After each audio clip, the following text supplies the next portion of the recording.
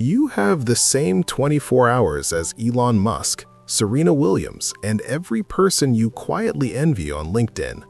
So why are you working so hard and going nowhere? Before you answer that, and I know what you're thinking because I would have thought the same thing, it's not money, it's not talent, it's not who your parents were or what school you went to.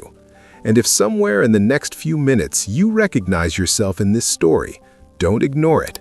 I've watched enough people up close to know that the real gap between the life you have and the life you want has almost nothing to do with any of that. It has everything to do with what you do with the hours everyone else wastes without thinking. Specifically, the 2 hours before the world wakes up and before your excuses do. Meet Maya, 28 years old, one-bedroom apartment, junior archivist at a city library. She spent her days organizing other people's stories, while her own was collecting dust in the corner. Maya had dreams, big ones. She wanted to become a software engineer, to build things people actually used. But by the time she got home from work, her brain felt like a browser with 47 tabs open and 0 memory left. Every evening she told herself the same thing: I'll start tomorrow. And as we all know, tomorrow is the world's most convincing liar. Maya wasn't lazy, she was exhausted, overwhelmed, and completely out of time. She was working hard to survive, but not working at all to grow. Everything shifted on a gray Tuesday morning. Maya arrived at the library early, around 6:30, trying to beat the subway, which at rush hour feels somewhere between a mosh pit and a full-blown identity crisis. As she approached the building, she noticed the old head gardener, Mr. Abernathy, in the courtyard. 80 years old, moving with the kind of quiet energy that makes you question your entire lifestyle. He was tending to a patch of rare climbing roses. It was cold. He looked completely at peace. When he came inside to warm his hands, Maya couldn't help herself. "Mr. Abernathy, why are you out there so early? The city doesn't even start paying you until 8. The old man smiled the way people do when they know something you don't. "Maya, the city pays me for the grass. I'm out there for the roses." He poured himself a coffee, sat down, and continued. "From 9 to 5, the world owns your attention. After 6 in the evening, your family, your chores, your phone, they own whatever's left. But the hours between 5 and 7 in the morning, those belong to no one. No boss, no notifications, no obligations, just you and whoever you're trying to become." Maya sighed.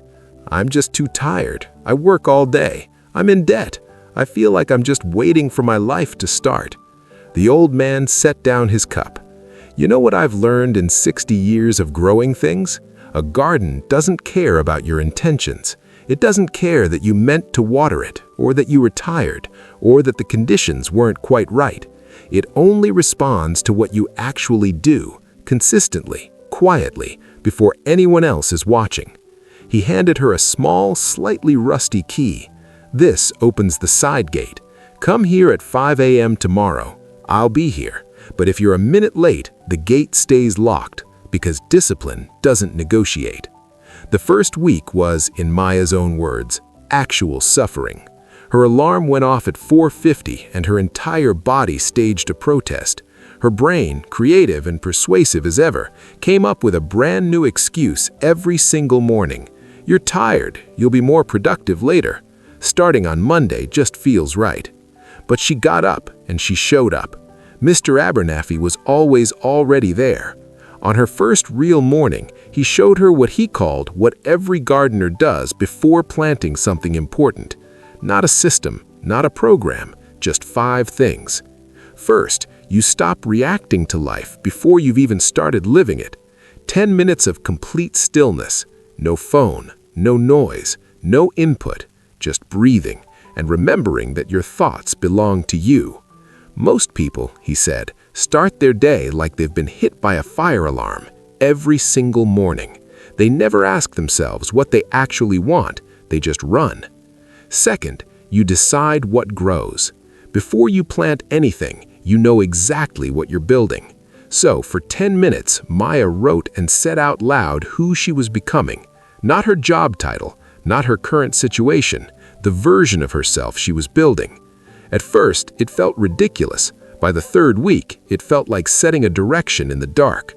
Third, the body moves before the mind can stop it. 20 minutes of movement, a simple walk as the sun slowly came up. No pressure, no perfection, just motion. A cold plant doesn't grow, neither does a still human. Fourth, you learn one thing that matters. Every morning, same direction. 20 minutes of reading about software engineering, slowly, consistently. You don't need to learn fast, you just need to not stop. Fifth, you face the truth. 10 minutes of writing. What worked, what didn't, what changes tomorrow. Most people repeat their lives because they never stop long enough to see what they're repeating.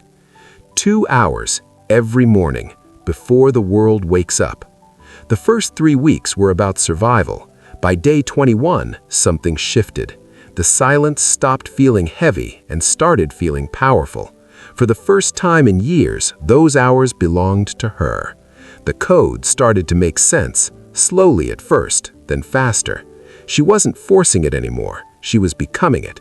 By day 60, she had built 3 working applications, real ones, finished, tested, shared, not abandoned late at night out of guilt. People noticed, "You seem different." She just smiled.